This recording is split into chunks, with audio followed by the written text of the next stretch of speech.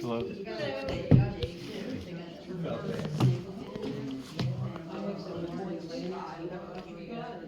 So if you got any gutters, just best to take it on the street, cut it, put it over that, because the snakes will go in there.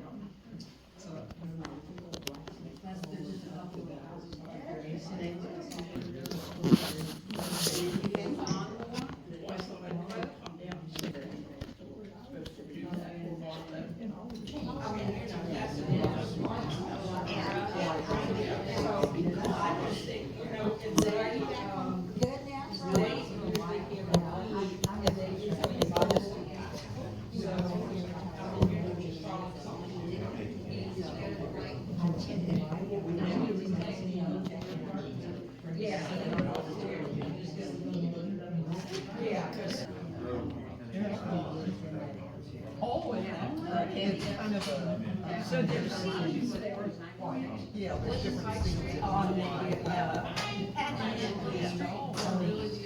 areas on the springs. And so there's oh, and that couch. He loves snowboarding, and sometimes they call them mermaids. No, same night as their meeting. Oh, wait, see back.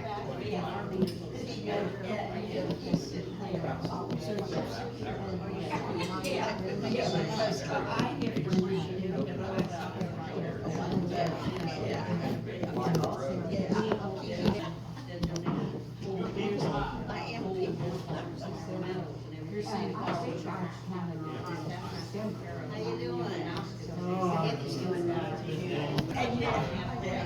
You know, now it's revamping all of our 5 and 6 big shows, basically all of our fields are and now we have to lower that out to the separate. So it's just a monumental job. It's going to last forever. Yeah. We just come from about 10 to noon, and then we usually go have lunch. Yeah.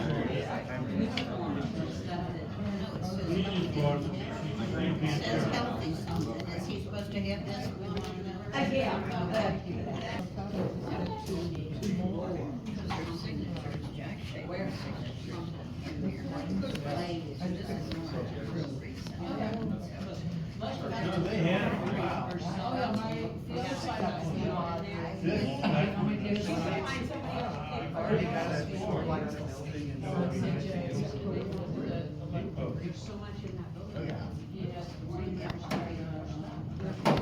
Now here I happen to have a gentleman that was on the city council in Erlanger for how many years? From 1970 to 2000. My goodness gracious sakes I alive. was mayor pro tem for a couple of times. And your name is? Hahn, Paul, right? Paul Hahn. That's my wife is talking to today. What's that now? My wife is talking to when you told her you was talking. Oh, is that right? Pat, yeah. Ah, we Pat did. Hahn. Well, how wonderful. Well, God bless you. I look forward to singing tonight. Yeah. Pardon? I look forward to singing tonight. Good. We'll be looking forward to having you.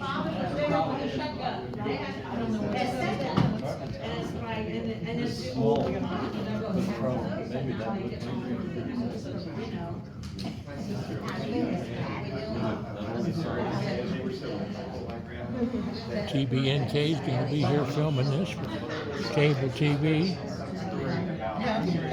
It's a wonderful experience.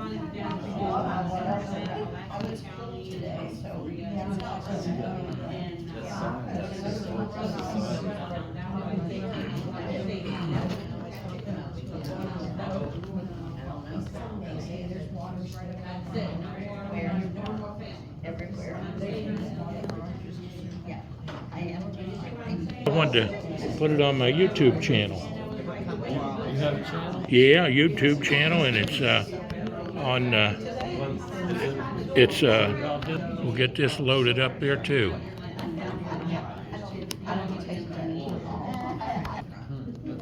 And I taught at Erlanger. Started there? Yeah, started in Erlanger. I guess Lucy is, Granddaughter. Yes, she gets ready. can't believe you. We're ready to start our meeting. Are you ready? We open our meeting with a moment of silent prayer. And I always ask, please say a prayer for our country. We need it desperately. And whatever other purpose you may have in mind. Thank you.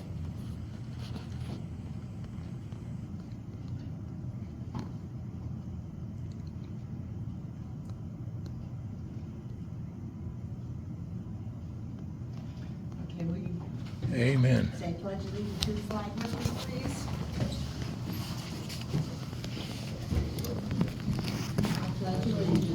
To the flag of the United States of America, to the republic for which it stands, one nation, under God, indivisible, with liberty and justice for all. Have our secretary report, please. Mr. Erlanger.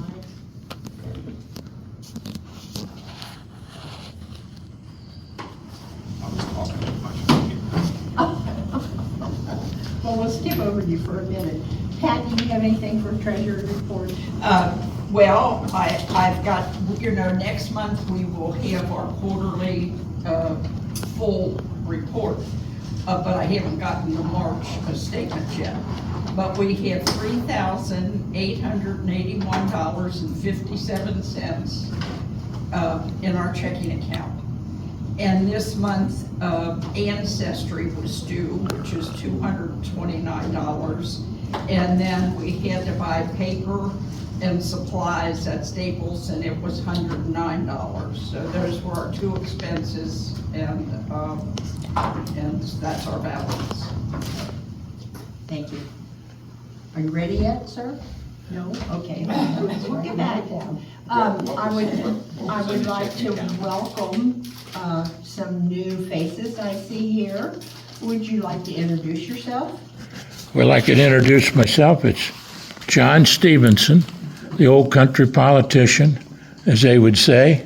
I thought I was the only politician in the family, but unfortunately for my little niece, she must have picked up the germ, because she's running for state senator over in southern Kenton County, Grant County, Scott County, and Florida Fayette, in the seat that Damon Thayer just checked out of. And she's a good Christian girl with 4 children. And I said, "Why are you doing this?" She said, "Uncle John, you were the last one elected from northern Kentucky, and over 70 years to a statewide office it took you. She said, I'm going to try to do it on the first try. And so she's running, and I got a couple little cards here about her, and she's a wonderful young lady, a school teacher, like I was, and in Scott County, and of course, part of the Bingham family, Bingham Beach family in Grant County, and of course, my sister, Mary Ruth. You all probably heard her sing on my channels, the Robinson family singers. They traveled all over the United States with 4 Greyhound buses and 2 semi-tractor trailers, making their complete living singing country western and gospel music. And they still are singing. My sister's 87 years old, and she is the greeter at Walmart in Carrollton. So if you ever go down to Carrollton, you'll get greeted by Mary Ruth Robinson, who's 87 years old, singing some songs to you. And I've been thinking about going down to the Walmart in Fort Wright and say, do you need an old man down here? But I grew up around here. Paul Hahn, of course, was a council member in Erlanger back when I taught school in Erlanger. I was president of the Education Association in 1970 and taught there and taught advanced government and American history. And it was one of the greatest pleasures I ever had in my life. And of course, my sister Barbara taught in Erlanger and lived and went to San Henry's and lived in Erlanger all her life, and taught for 30-some years at A.J. Linneman and at San Henry School too. And so it's an honor and a pleasure. Now, I will have to tell you the total truth. I married a girl from Elsmere, my first marriage, and I was a song leader at a little church up here called the Church of Christ when Brother Don Wells was a minister there, and I lived at 120 Garvey Avenue up on the 2nd floor. And it was an honor and thrill to be a part of Elsmere and live in Erlanger too, which I did, and had the 7 Mile House up on Dixie Highway. A lot of you will remember that. And it's now the 7 Mile House garden area. And I donated that land to the city of Erlanger so that they could build that. And I just have to say that I was so thrilled to see that they turned it into something that was a very good garden spot that a lot of people can have good memories with.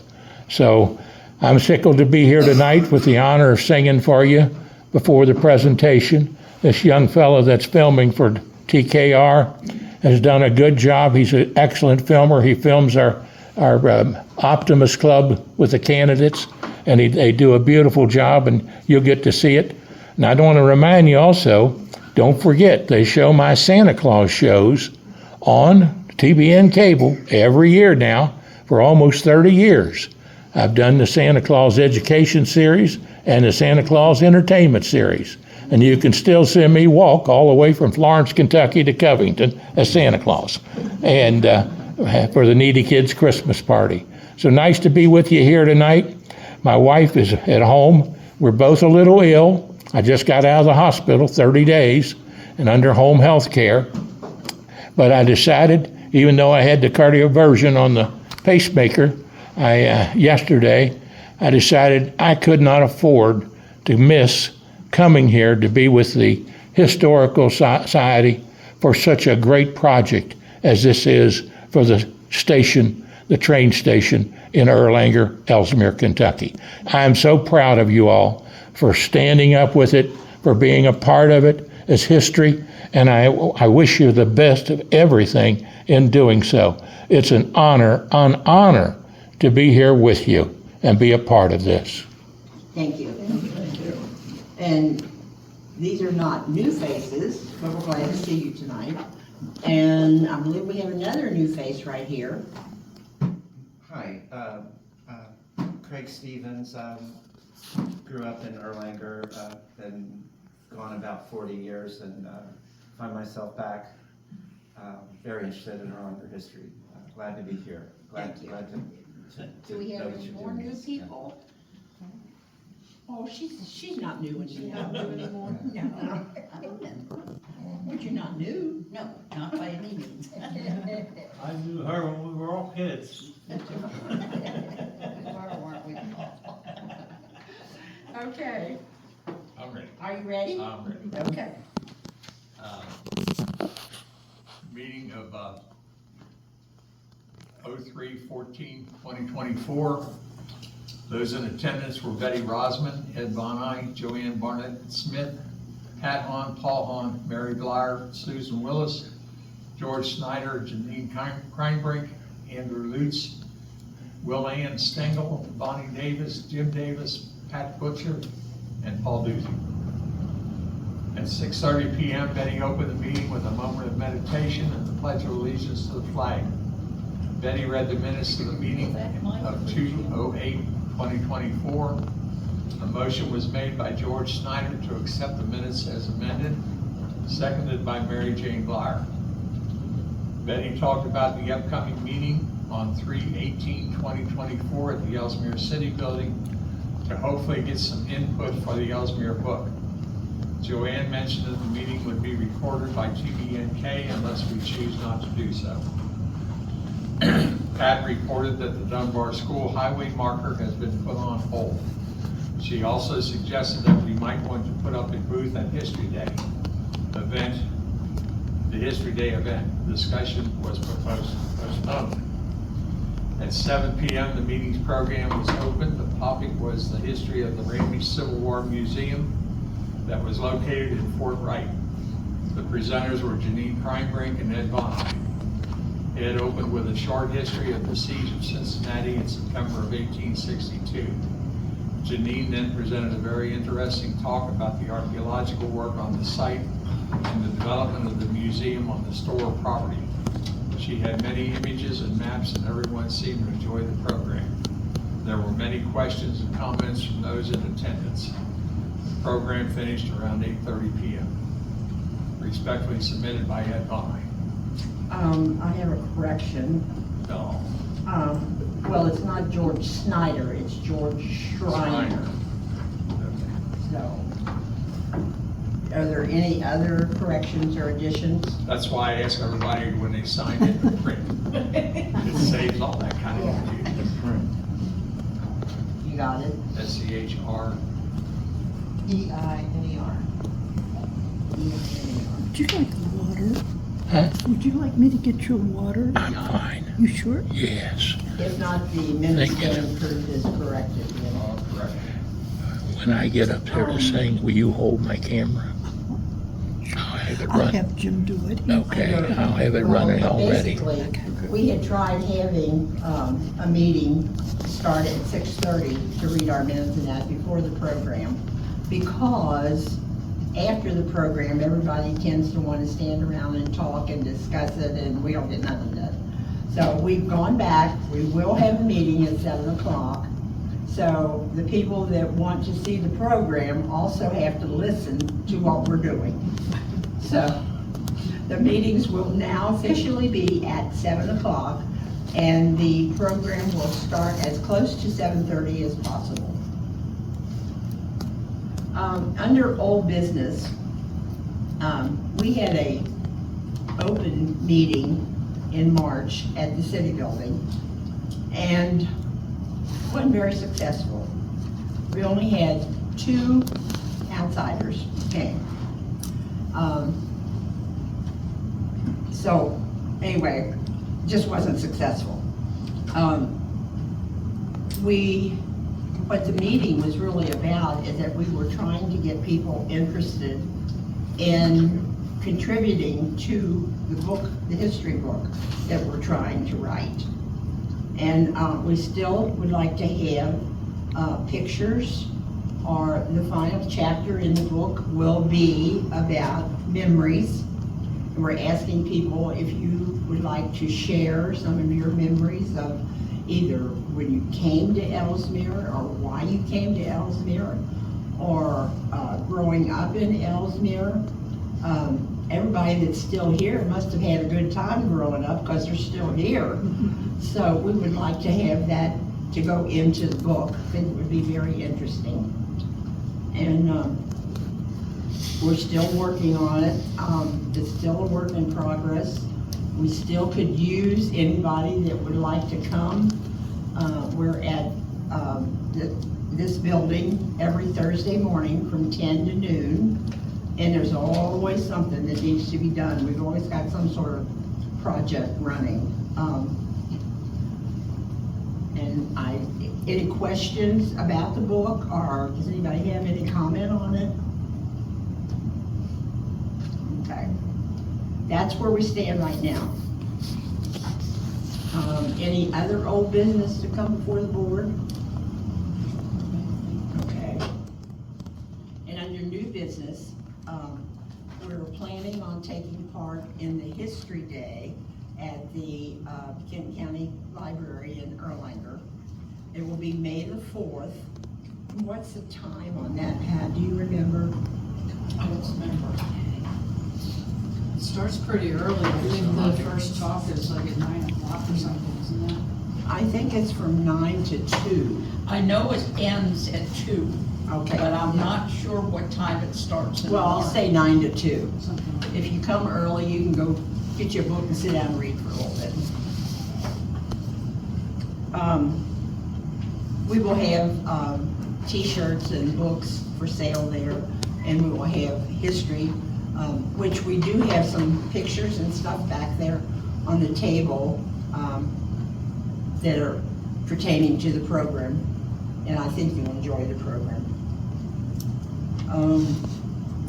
We also have discussed that we need to purchase a microphone.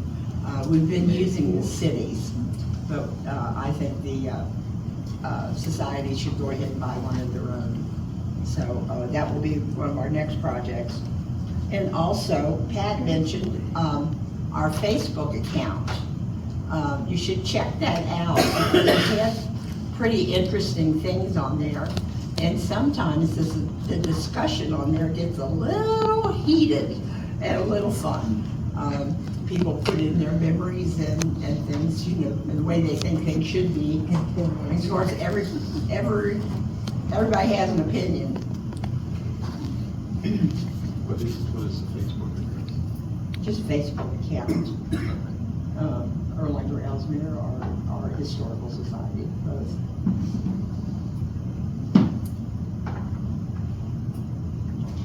Do you all have anything to add? I don't think so.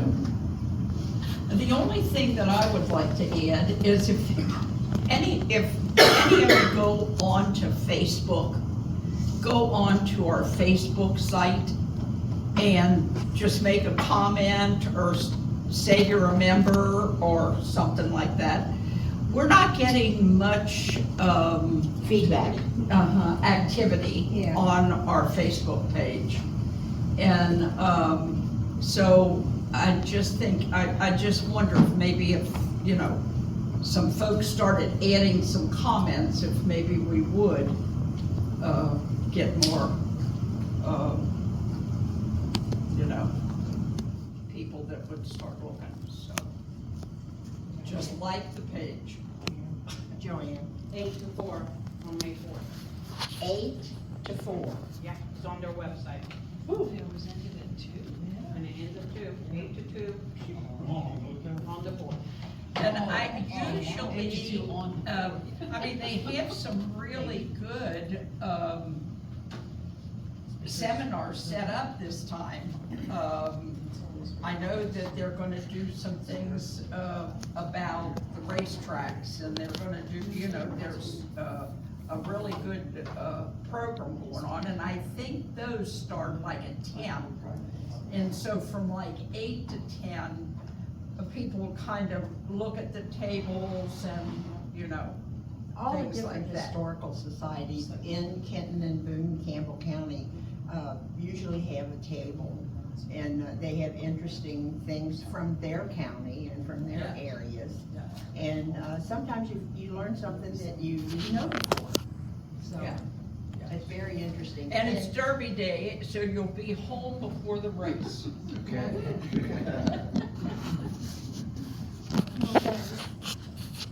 Well, if there's no further business to come before the board, we will turn the program over to Pat Hahn and Missy. They're going to do Is a John gonna virtual. sing first? John, Is John gonna sing first? Yeah, Now, In a minute. okay. The program is going to consist of a virtual tour of the now defunct Erlanger Depot Museum. And before we get into our program, Mr. Stephenson has agreed to sing My Old Kentucky Home for us. The Derby week's coming up here in a few days. It's already running. Are you gonna stay right there? I'm gonna get up here and see.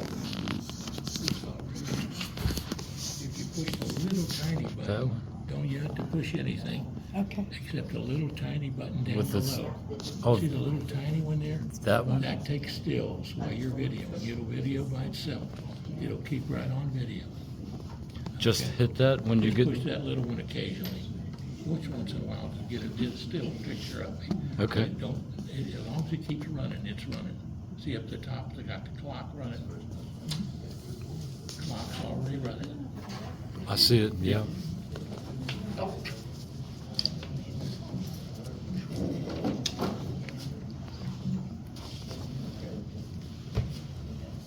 Now, ladies and gentlemen,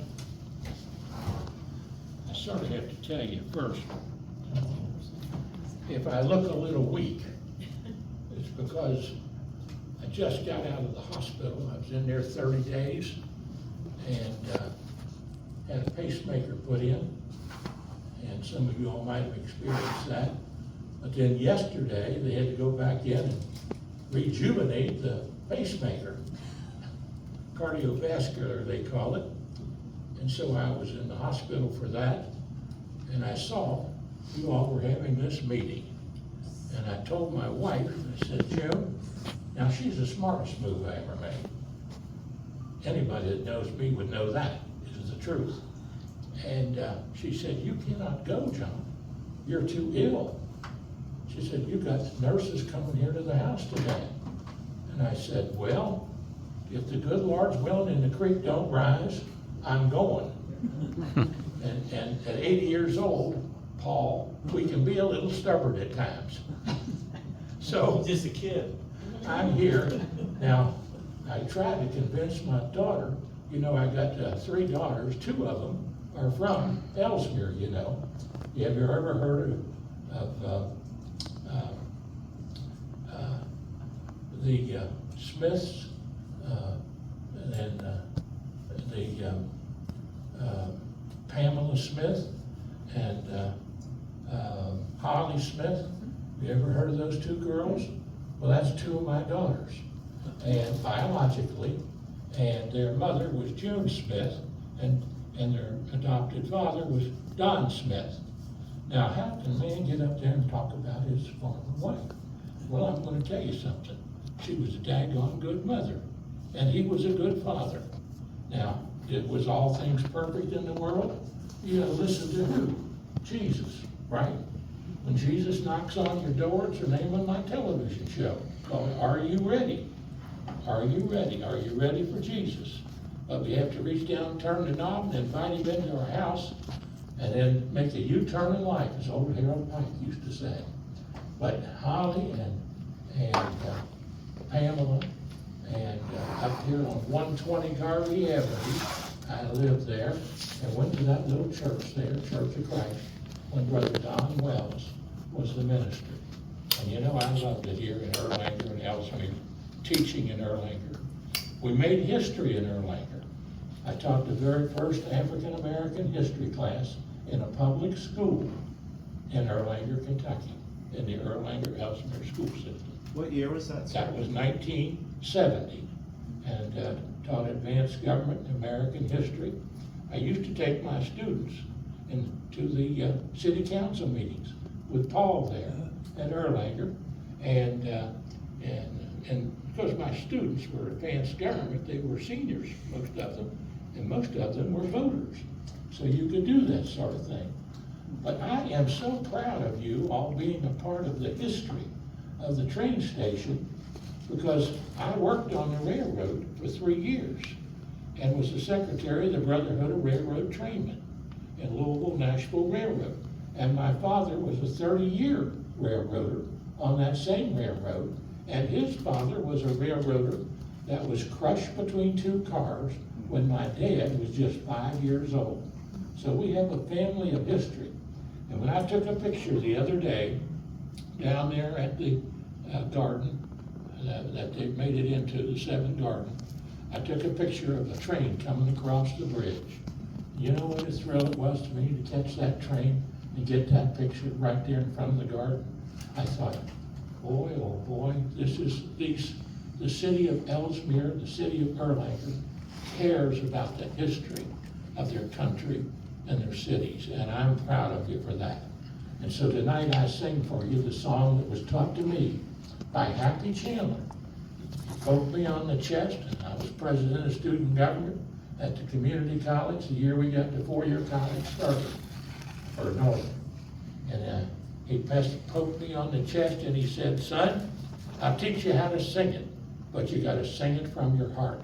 So tonight, that's what I'm gonna do for you all, the Historical Society of Elsmere and Erlanger on the old station, railroad station, here in northern Kentucky. And it goes like this.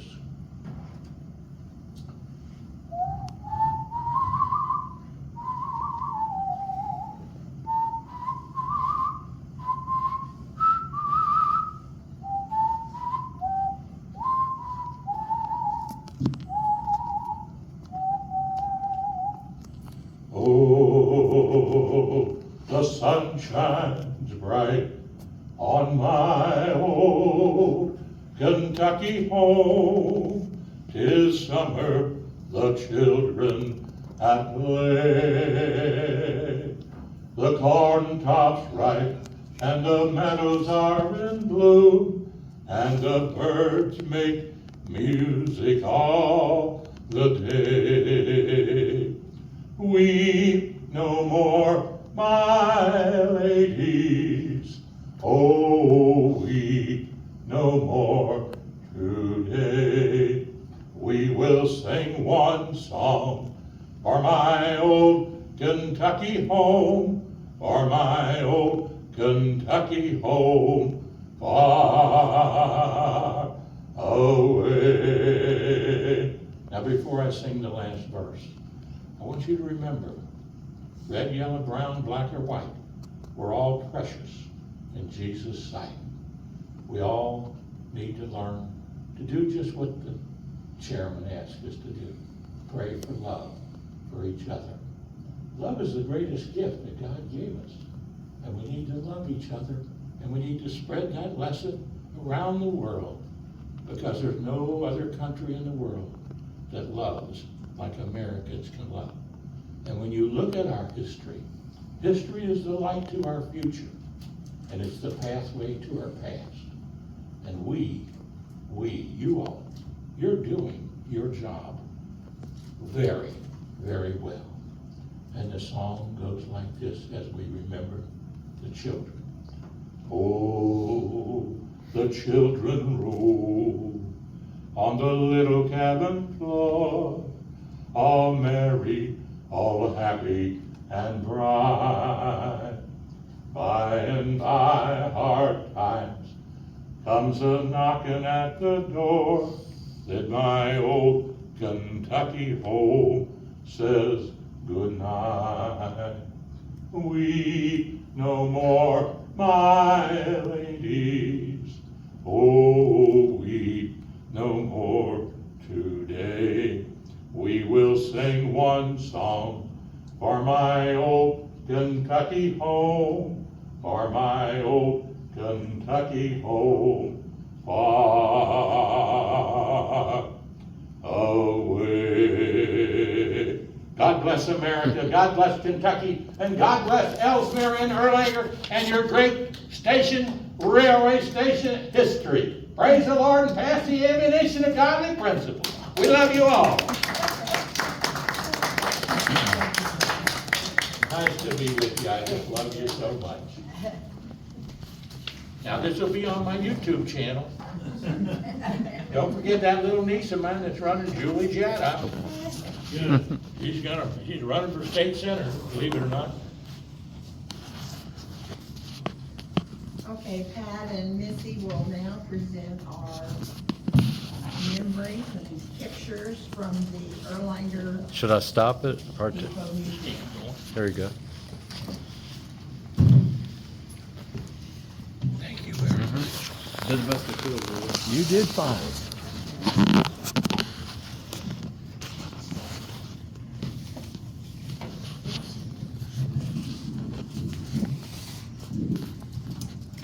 You want to, yeah, I'll use this one. Stephenson.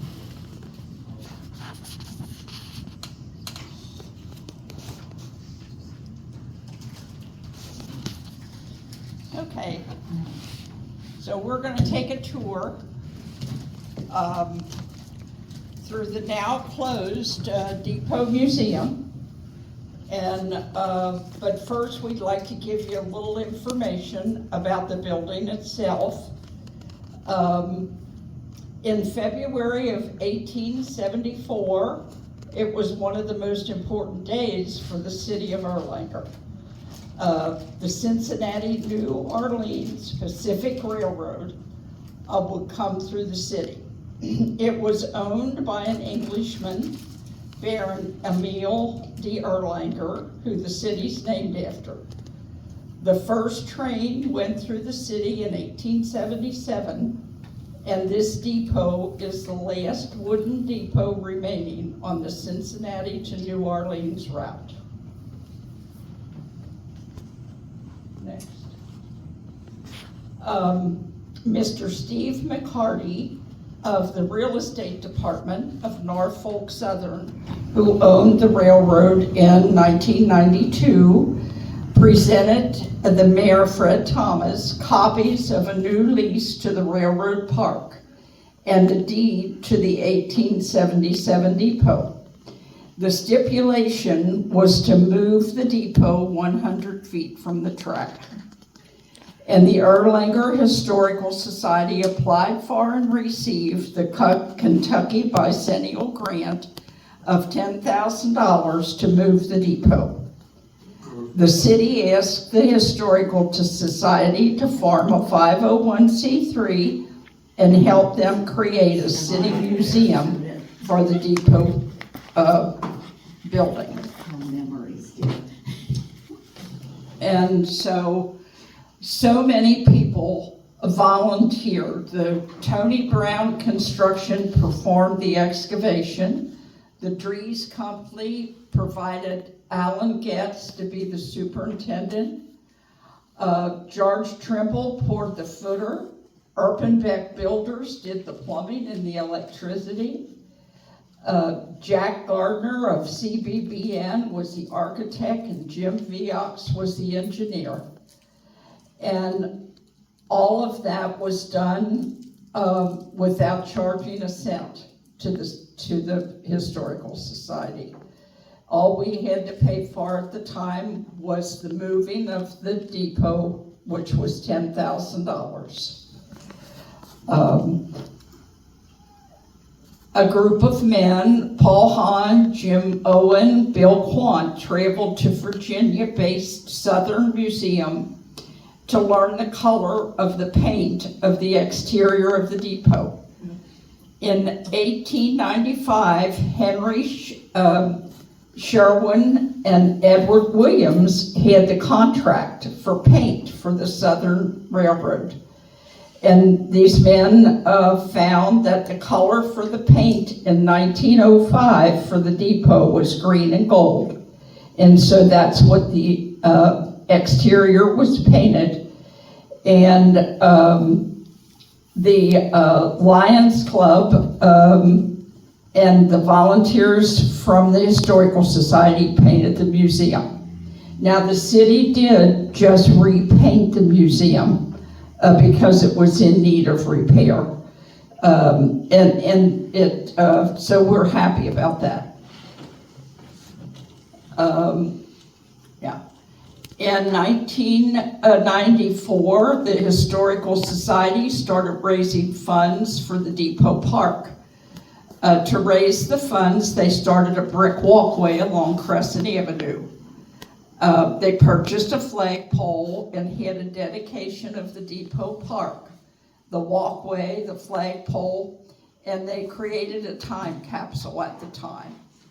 And the Historical Society received a $1,000 grant from the electric company for lighting on Crescent Avenue. Next. And Mr. Steve McCurdy of the Norwalk Southern put the society in contact with Joseph Newkirk, who was the head of the Norfolk Southern, to procure a caboose. And Mr. Viox headed up this engineering project, and Carlisle Construction moved the caboose from the railroad track into the park on a snowy Saturday morning. And all of that was done by in-kind service. Nobody paid a cent. A gazebo was built by Pat Geddes, and this was paid for by the Historical Society. And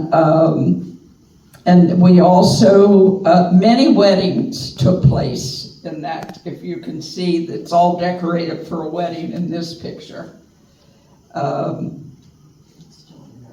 And then there's the Amish train in the park, and that wooden train cost $5,000 and was paid for with donations. And now we're in 1995, and the Erlanger Historical Society received what was called an iced tea grant, and it was for $58,000. And City Council requested the City of Erlanger now take over all the maintenance, construction, museum contacts, and the park. So as of March 21st, 1995, the City of Erlanger was in charge of the museum park and the museum. And the Historical Society then just became the charitable arm of the museum. And this gave the volunteers time to catalog, provide displays, provide history. We did a history book, but the depot now was on the city budget, and they paid for all the maintenance and own all that property. And this is a plaque that has all the names of all the folks, and it's inside the depot, who donated all the funds to make this happen. And Dixie Viox and Betty Bush were the curators, and on Saturdays, they would, and at 5 p.m. on meeting nights, many Girl Scout troops and Boy Scout troops came to earn a badge. And so we had our own badge made to give each of the children as they did that. So now as we're walking the door, you will probably see this is the most valuable piece in the museum. The display case on the right-hand side as you walk in the door. It was donated to us from St. Vincent de Paul. One of the members was the manager at St. Vincent de Paul, and he knew they would have no use for this kind of a case. But it took 4 men to carry it into the depot, but it would not fit through the door. So the men took one of the windows completely out and brought it in through the window. It's a vintage jewelry case from a jewelry store in Hyde Park. and it has the vintage curved glass on either side. And when we were getting ready to do the inventory, the research on this showed that it was $15,000 for a case like this now. And then the uniforms, as you can see, stand behind the case. There are uniforms in the museum. I should say there were uniforms inside the museum from the Civil War through the Gulf War. And each one has the story and the picture of the person attached. That's the World War I uniform of the Shaven. That was a Shaven. So you see how small the folks were in those days. And then the next one is, yes. Now that, as you can see, it looks like there's just so much stuff. And everybody, I mean, lots of folks will say, you know, it's just too much stuff. But every item in the museum was donated. And when people donate an item, they really want to see it. And so it is kind of, all that whole case is just crowded with stuff. This section has the old tools, and it has Stringtown on the Pike book by John Uri Lloyd. And it has local businesses like an ice pick from Doozy Brothers and a calendar from Boone Kent Lumber and cards and chips and costume jewelry. And this case has a nurse's cap from Mary Kay Bell, who was a charter member, and she retired from the TB hospital down in Fort Wright, which was Dr. Farrell who opened that. And the red book is the Bible of Father Kolb, who was the first pastor at St. Henry's Church. And there's also a first edition of Gone with the Wind. And then on the far left are the World War II memorabilia. Next one. Okay, and in this section you'll see the Erlanger High School before it was named Lloyd. That's and the St. Henry High School sports jackets.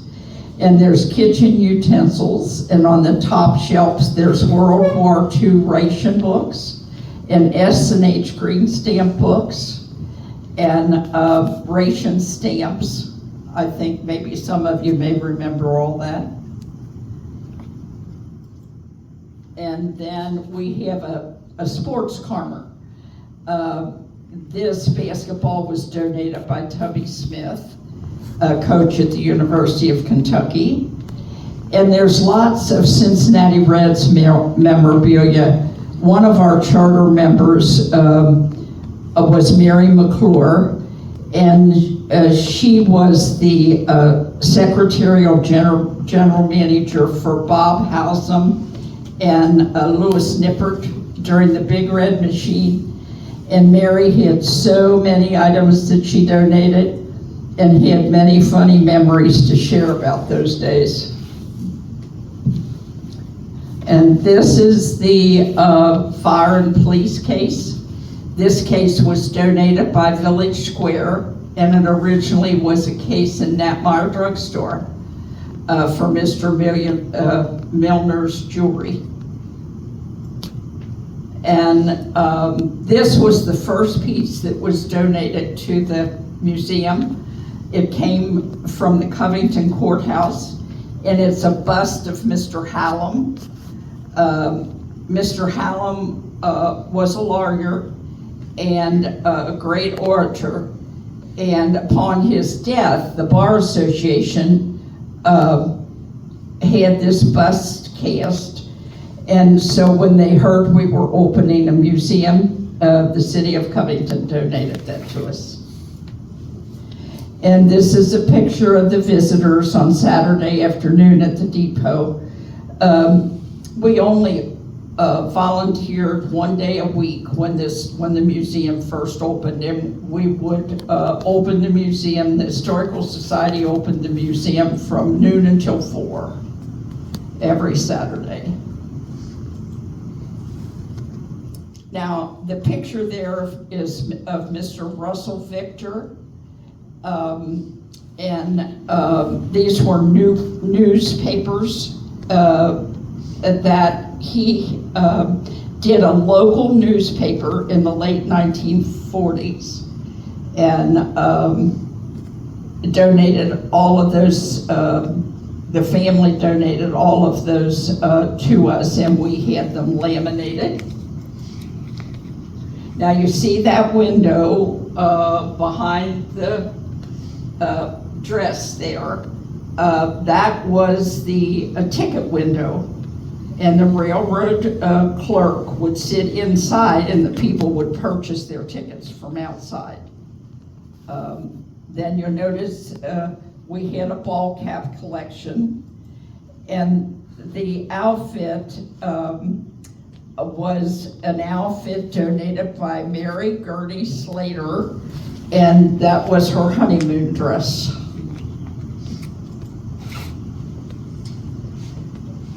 And this is the children's corner, and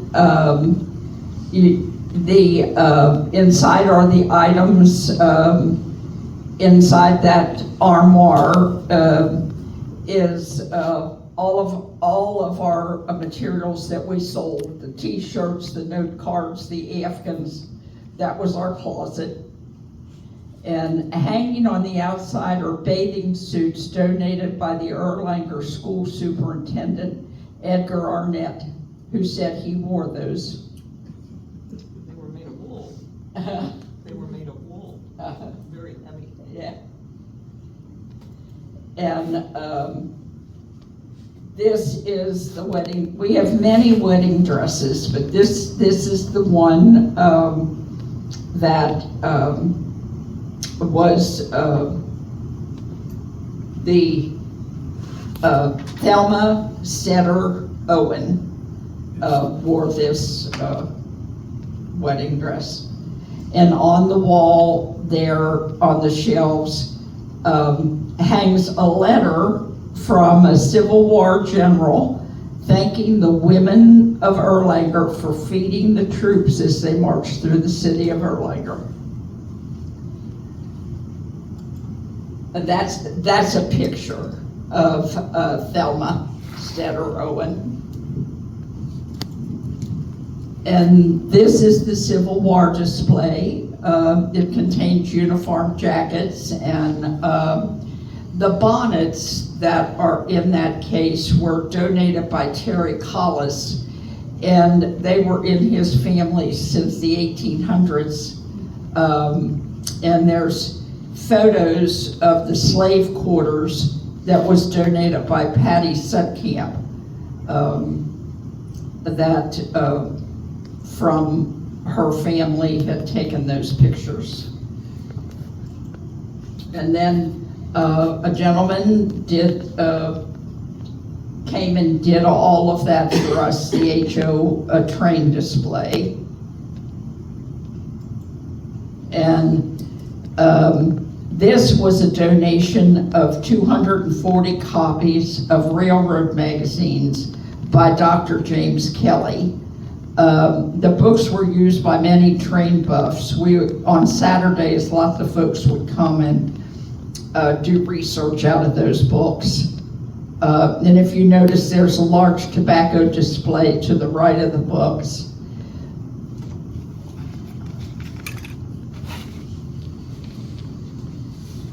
Now this is in the train room, and it's just cluttered full of Southern Railroad memorabilia that many people who worked for the Southern Railroad donated to us.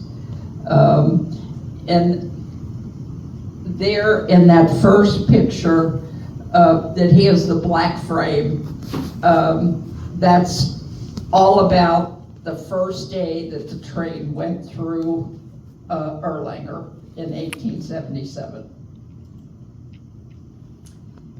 And this is the there are framed trains, and the trunk belonged to Thelma Stetter Owen. The Owens family owned Forest Lawn Cemetery, and Mrs. Owen traveled to Europe often and used this trunk. On the top of the trunk sits her French ivory handled set.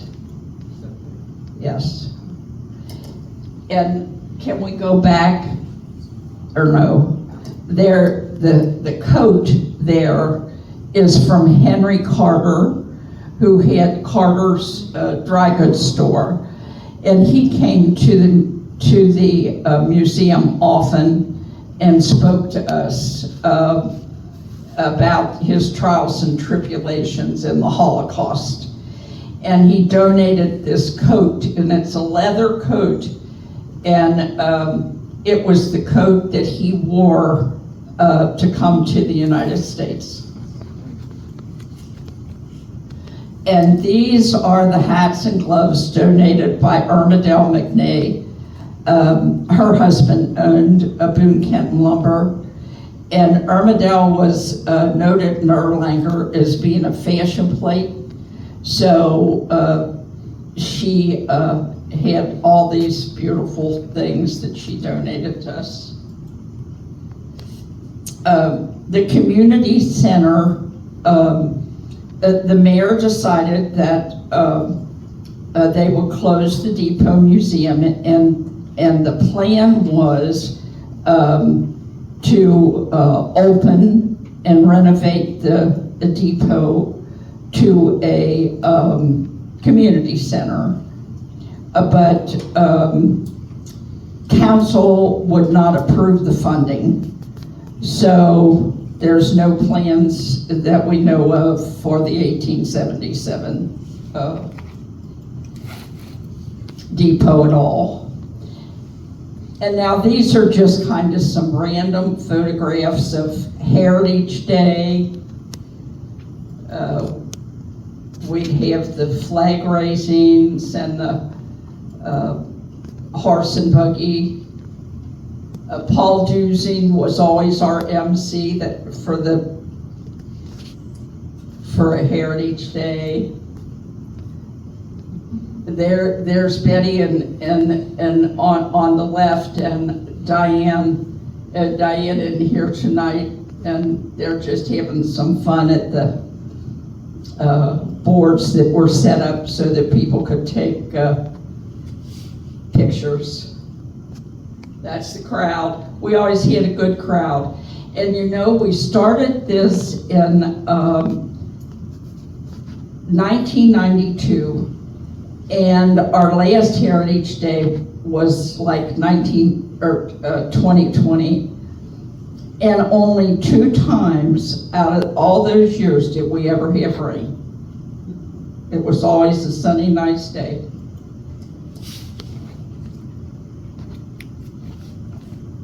Those are the girls doing their samba dances.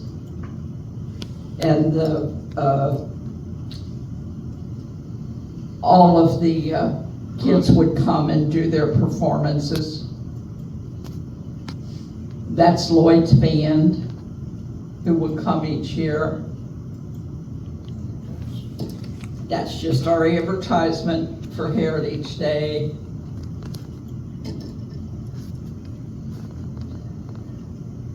Now that was the room where we did all of our social activities. That was a Christmas party.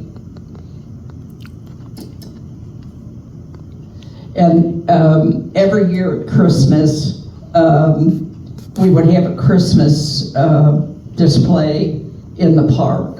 And that's the big tree that sits in front of the depot.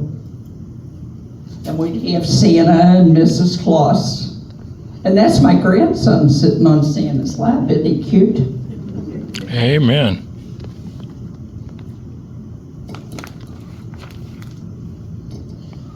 That's all. And we did the Erlanger, Elsmere, Images of America Arcadia book. And that was at Borders, where we did a signing. And we also did a history of Erlanger, which was called Buffalo Trails in the 21st Century.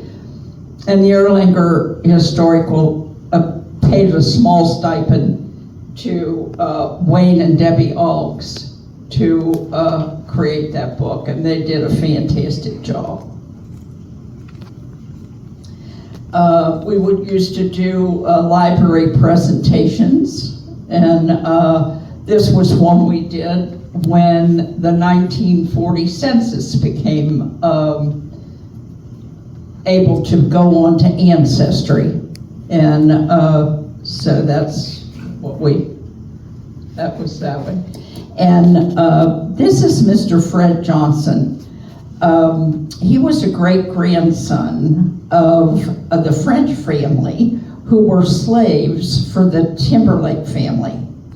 And when the slaves left the plantation of the Timberlakes in 1861, one of them took the bells from the Timberlake sleigh. And the French family members came to Erlanger and joined us for lunch one year and brought these bells to show us. And do you remember when we had Grilling with Tim? And this was one of the members won the Grilling with Tim night, and so we had a big party in the park.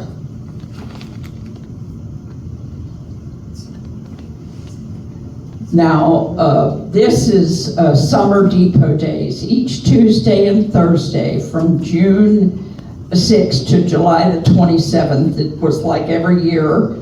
The Erlanger Library and the Erlanger Depot Park would have free lunch, and that was provided by the Erlanger Elsmere School.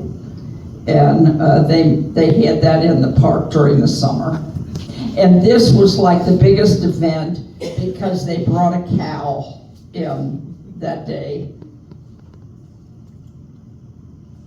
And this was the highlight of 2010 when we had a visit of Mrs. Minnie de Erlanger Churchill, who was the granddaughter of Baron Frederick de Erlanger.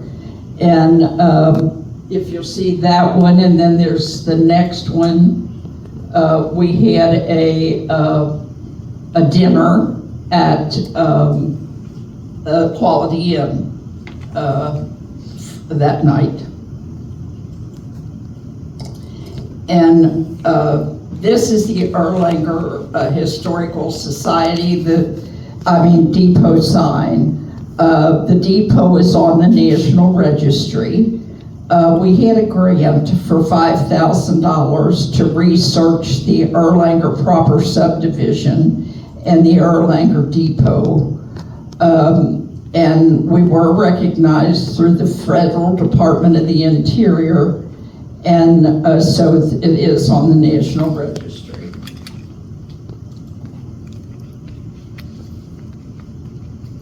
That's just the picture of the depot and the park.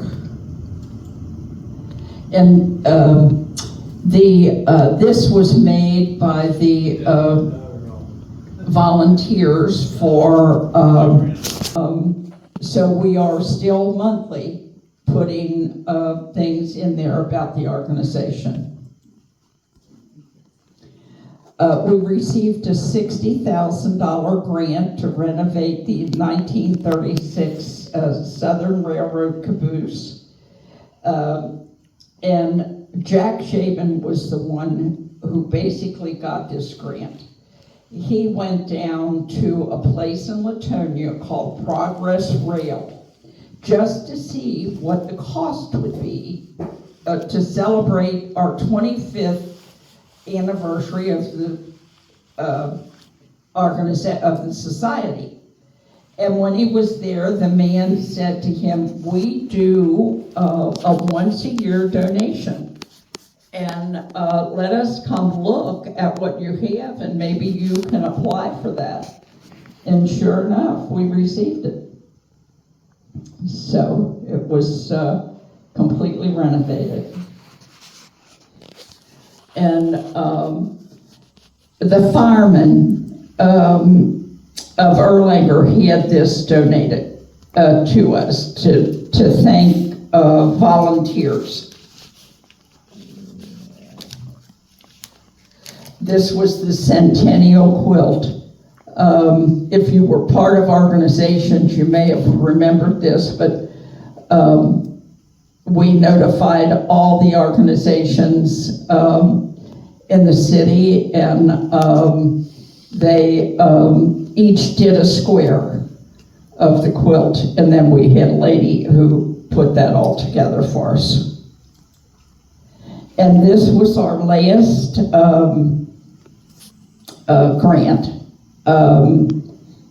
We received this from, I don't know if y'all know, but when you fill out your taxes, there is a check place where you could say, "I want money donated to the Historical Society of Kentucky." So the Kentucky Historical Society, with those funds, gives grants each year. And so that grant was received for a preservation. And so it was to, do all the papers that you need to keep things from getting mildewed and all of that type thing. And that's the way the depot looked before we moved it.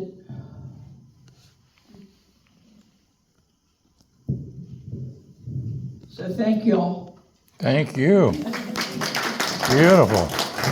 Beautiful, beautiful.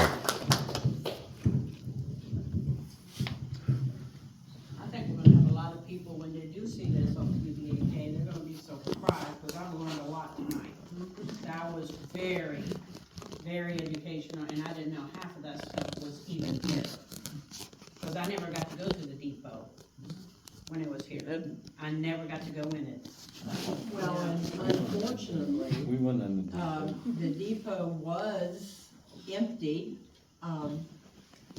They put all the items in there in storage with the anticipation of doing it, of bringing it back, but that's never happened, as you heard. The city didn't give them the money, and so when they went to close it, they informed us that there would be no room for us, the Historical Society, in the depot anymore. So we contacted the city of Elsmere and basically had asked them to begin with if they had a closet or a small room that we could at least bring our file cabinets to. And the mayor graciously said, "You go over to the community center and talk to the Carol over there." He said, "I'm sure there is a room over there that you all can use." So we're expecting a little tiny office, and we came and Carol said, "There's no reason why we cannot move the exercise room out of this room, and you can have this room." So the city of Elsmere very graciously stepped up and accepted us with open arms, and we're doing our best to live up to their expectations. Which Well, are very and high. I mean, the city of Elsmere has been so gracious to us. I mean, they allow us to use this room. We've got our office up there. Everybody has been so kind and so nice to us. I mean, we really appreciate it because We made a comment that we would like to not have- have been able to continue our mission if that were not true. We had made a comment that we would like to have the TV, which was back here on a table, put on the wall so that any presentation that people could see. Well, not only did they mount it on the wall, they got us a bigger, newer one with a sound system. No, And it's not, wonderful. it's not what you know, it's who you know. Right, Betty? Right. It's who you know. Yeah. And the And city of you know, Elsmere, this all belongs to them. Yes. I mean, it's just really been, everything here that it can be used with the historical society as long as it's in this building. We all can use anything in it to presentate and let people know that this organization is still going on. We need more people to come. We need more people to explore what we have because the days are going by. yeah, We're not gonna get them back. yeah. So, you know, anything you have, any stories you'd like to share, please share with our people. These young people need to know our history. I have never been in that depot, and all the pictures and stuff, I wish I did. Yeah. I love history. I've been doing genealogy since I was 18, and finding things out is awesome. To know where your roots are from, and it's like, what kind of stock you're made of, and what can you do for the rest of it to make your city and your family better. Yes. And we have so much to learn from the older generation that is disappearing. And we're not gonna be able to get any of that back, and we wish that we could help you more. And we're trying to get you more exposure and stuff, and we want you all to keep going and stuff, and hey, We intend to. that's it. Amen. I can't understand why they closed the depot. I mean, and they were gonna make it, If you know the answer, I let don't- us know. please. If you know the answer or find out the answer, let us know. Oh, They came to us, I mean, all the good that you did, and the fun things, and and, I mean, you are the depot, Yes. really, Yeah. you know? We are. I just don't understand that. We didn't It either. just- you know, and it was not done in a kind manner at all. I mean, it really wasn't. They came to us, and told us we had 1 month. And now it's sitting in, And now there it sits. it's just But like, at least they that's like hated Coney it. Island, why? I You mean, know, we it had just- no idea. Everything, you know, it's just sad, it's Did really they paint sad. it, did they paint it the historically correct? Did they paint it with the original paint scheme? No. No, they painted it white. Okay. Well, that's what that's what I thought. Yeah, they so. painted it black and white. Well, But I at don't least think it's they- painted. Right, at least it's protected. It's protected. That, I mean, I would hate to see, you know, because it could all mold and just be torn down. That's what worries us, is that at some point, will they just tear it down? John, Well, I just was gonna say, it's,